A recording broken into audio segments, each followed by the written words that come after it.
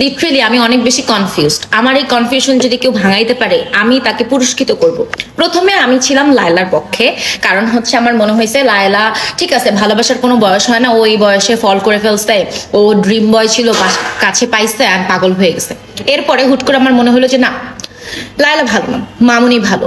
মামুন মনে হয় কোনো ট্র্যাপে পড়ছে, ট্র্যাপে পড়ে এখানে আটকায় গেছে, এখান থেকে বের হইতে পারতেছে আর নাইলে 50+ ইয়ারের একটা মহিলার সাথে ও কি করতেছে এখনো পর্যন্ত, তো অনেক অপশন আছে।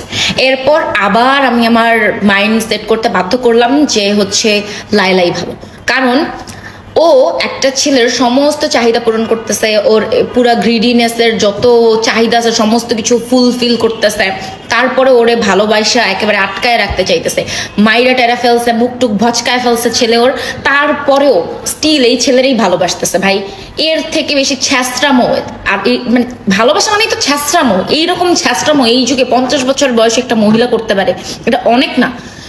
এই ধারাতেই যাচ্ছিল হুট করে ওই দিন দেখলাম যে মামুনের একটা লাইভের মধ্যে দেখতেছি যে মামুন ওরে দোষারোপ করতেছে, এই তুই এটা কেন করলি, এই তোর ঘরের ছুরি এখানে কিসের জন্য, এই তুই আমার ডাইকা কিসের জন্য আনছিস, এই মহিলা আমার নামে উল্টাপাল্টা মামলা করছে, ব্লা ব্লা ব্লা। দেন আমার মনে হইলো মামুন হইতেছে দুনিয়ার সব থেকে ভালো লোক, এই মহিলারে টলারেট করতেছে, এই মহিলা ঘরের ওখানে কিসের জন্য নাইফ রাখছে, অ্যান্ড এই মহিলা এইরকম লাইভের মধ্যে এক্সপ্রেশন কেন দিতেছে, মামুন তোরে মারতেছে না, ফোন করে বলতেছে এই আমাকে মারতেছে, হেল্প করতে আসো, ব্লা ব্লা ব্লা, এগুলো কেন বলতেছে, তার মানে এই মহিলার মধ্যেই ঝামেলা।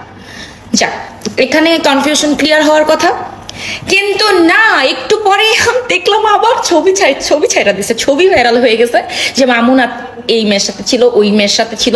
এই মেয়েগুলোর তো লাইফ নষ্ট করলোই ছবি টবি ছেড়ে, অবশ্য লাইফ নষ্ট করার দরকার, যে যেটা করছে তার সাথে এরকমই হওয়া উচিত। কিন্তু একটু পরেই মানে 5টা মিনিটও আমি আমার মাথার মধ্যে এই ধারণা রাখতে পারলাম না যে না মামুনই ভালো, 5 মিনিট পরেই ছবি ভাইরাল। ঠিক আছে, তার মানে লায়লাই ভালো, লায়লা বাধ্য হয়ে এগুলো ছেড়ে দিচ্ছে, ফোনের ডাটা আদান প্রদান করছে। কিন্তু তারপরে আবার প্রেস কনফারেন্স, এত কনফিউশন, একবার মনে হয় এ ভালো, একবার মনে হয় সে ভালো। আসলে ভালোটাকে আমার মনে হয় আমিই খারাপ, কে ভালো একটু প্লিজ আমাকে বলবেন, আমি অনেক কনফিউজড।